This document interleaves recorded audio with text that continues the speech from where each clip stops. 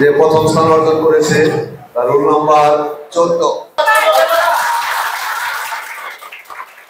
দ্বিতীয় স্থান অধিকার করেছে Tanisha Faiza Diya, roll number 3। Roll number 3 ওর প্রাপ্ত নাম্বার 588.1। তৃতীয় স্থান অধিকার করেছে আফরুসাদ রহমান নওমি, রোল নাম্বার 587.7। সোহাইব ইবনে শিশির এ হয়েছে চতুর্থ স্থান, রোল নাম্বার 2।